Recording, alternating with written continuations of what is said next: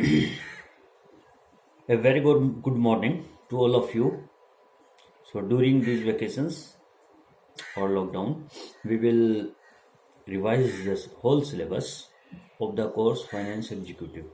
So today we will start first unit. The first unit starts with the definition of the communication. So communication word has been derived from a Latin word communis, COMMUNIS. That means to share. Therefore, we can say that communication means to share something. Now, there are two questions. What is to be shared and to whom? So, when we say that sharing, then automatically sharing happens at least between two persons. So, one person is the sender who will send the message, another person shall be receiver. So this whole process happens in a cycle, and that is known as the communication process. So we can say that communication is a process of sharing of thoughts, facts, opinions, and informations, emotions, etc. Now, how it happens? In communication process, there are certain elements or components. These components, at the first place, the sender. Sender is a person who has to send the message. Second is encoding. Encoding means the effort done by the sender to select appropriate words and to link all the relevant sentences in a logical sequence. So, to represent the message through gesture or through sentences is known as encoding. Now the sender is connected with the receiver with the help of channel or a medium. Channel is the linker between, you can say that channel is a link between sender and receiver. And medium is a way through which the sender sends its message. For example, loudspeaker is a medium and loudspeaker is a channel and speech is medium. These are the minor things. Now, the next is receiver. Receiver is the person who will receive the message.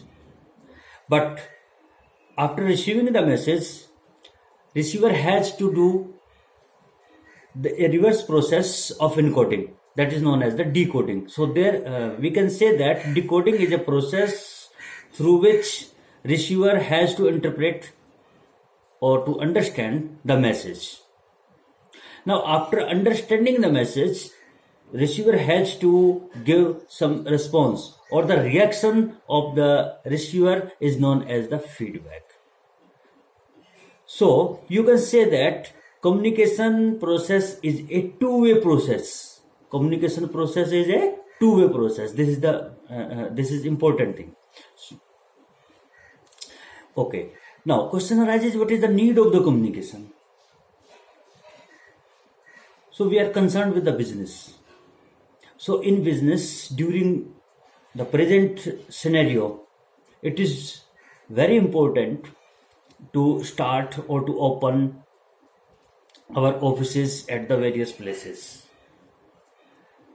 So at the various places, our sub offices, and at a central place is our main office. So to link or to coordinate or to coordinate among these sub offices with the central office, we need communication. Suppose an information or something is shared to the sub offices, then we need communicate with the persons who are working in sub offices. So communication is needed. Second, this is the time of cutthroat competition. There is huge competition in the market. Therefore, there is a need of the marketing research. There is a need to understand the psychology of the customer. There is a need to interact with the customer. Again, in order to persuade or to influence or to attract the customers, we need a strong communicative power. So communication is necessary. Further, in the external with the external agencies of government agencies, like as the law department, revenue department, licensing authority, we need to communicate with them. So again, communication is needed. Inside the organization, there are the various departments like as accounts branch, inventory, store items, where our store items have been kept, and the production departments, sales department. So these various departments need to communicate or to coordinate with one another. Therefore, we need communication. So these are the some aspects which show the need and importance of the communication. Further, in addition to this, communication is important to motivate the employee or to pass the order, or to, you can say that in nutshell, the communication is the life and blood of the business. No organization can be run without communication. Next topic, barriers to the communication. Barriers means hindrance. Barrier means blockage to stop something to happen. So there are four types of barriers. One is the semantic barrier. Semantic barrier is concerned with the linguistic aspect. This barrier arises when the receiver is unable to understand or misinterpret the words of the sender. Then there arises ambiguity. There arises hindrance. So this hindrance is known as the semantic barrier. So semantic barrier is related with the language. Second, organizational barrier.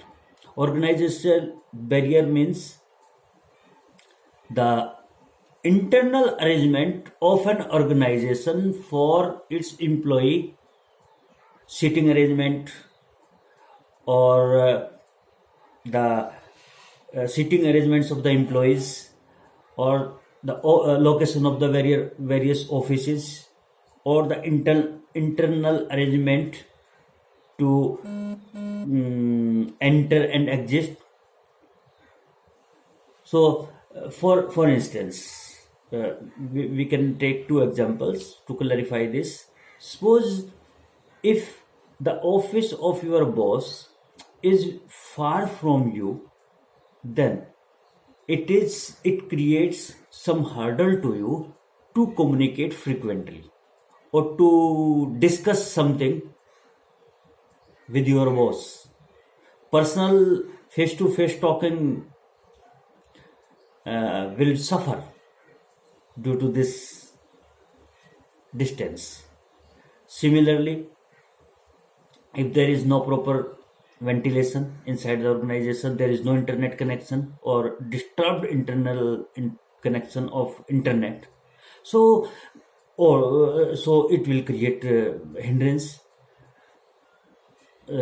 Machinery suppose is not working properly, photocopier or other types of machinery is not working.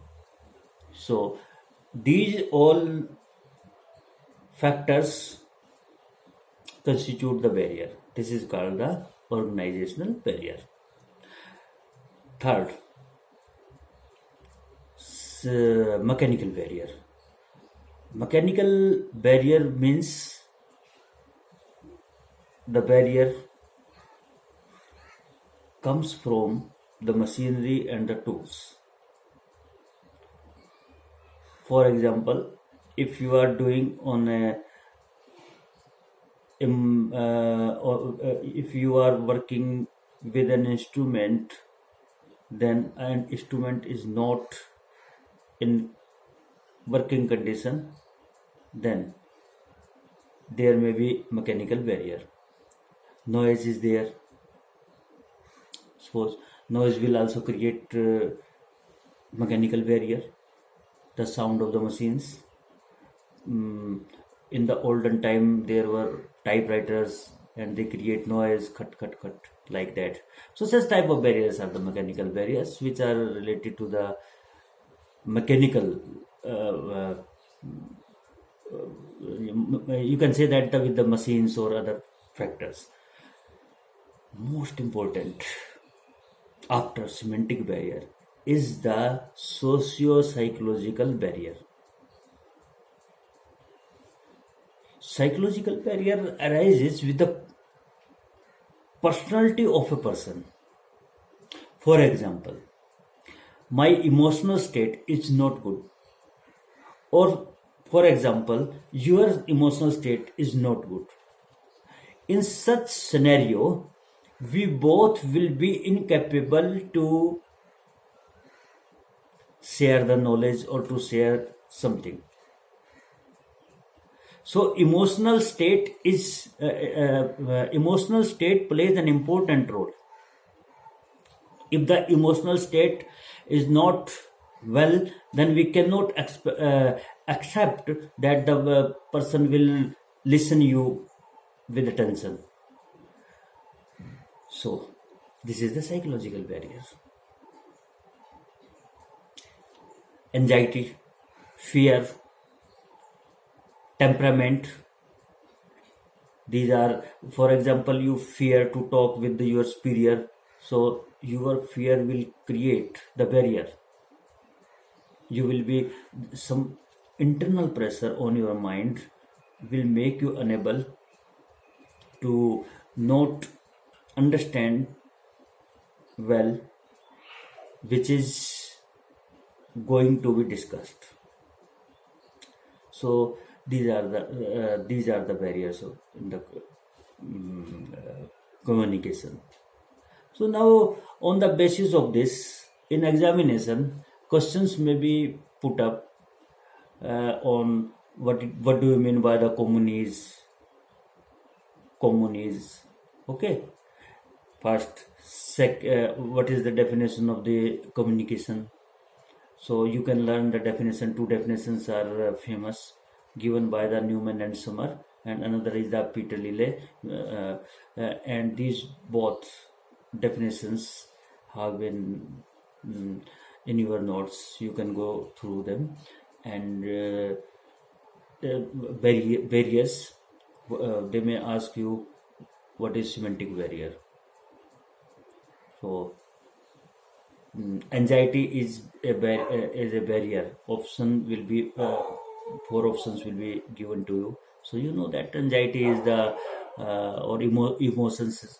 These are the barriers related to the psychological barriers. What is encoding? What is decoding? So this is okay. We will discuss for the next topic, and then we will try to solve some. We will try to solve the assignment. So next important topic is the principles of communication. All the principles of the communication start with the C. So sometimes in the books they are written 6 C's or 7 C's. Some books mention 6 and some books mention 7. So so we will discuss them one by one. First is the clarity. Clarity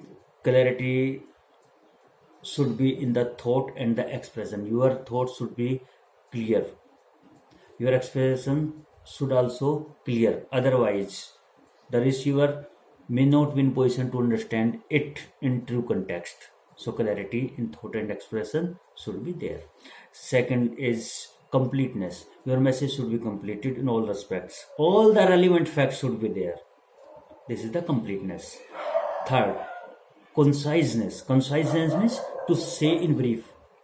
It is very important because businessmen have no time to waste. Their schedule is very busy. So you must say your statement in a very precise manner. So there should be brevity. Brevity. Brevity is the soul of communication. And fourth is the completeness. The completeness means all the relevant facts should be there. All the relevant facts should be included in your message. Otherwise, it may create misunderstanding. But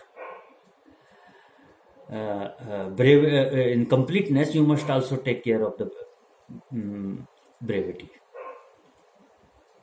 And fifth is correctness. Your message should be correct. All information should be correct. Otherwise, the credibility will be in danger, or there may be possibility of misunderstanding. So, correctness should be there. Consideration. Consideration means to give importance to the another person. You must think from the point of view of the another person. You must be respectful.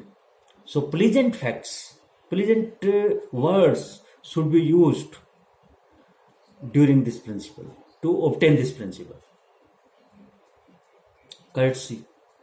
Courtesy means again to give respect to the other person. If a person is doing a favor for you, then you must feel gratitude towards this activity. You must say thank you. If suppose you commit a mistake, then you must apologize. You should say sorry. So these are the common and the main principles of the effective communication. So now in the examination they will ask you to what are the communication. So all the communication principles are started with the letter C. So in some books there are 6 principles, in some books there are 7 principles. So how will you differentiate? So in oral communication there are 7, in written there are 6. But it doesn't matter. You have to remember clarity, completeness, consideration, courtesy, and this and that. I hope that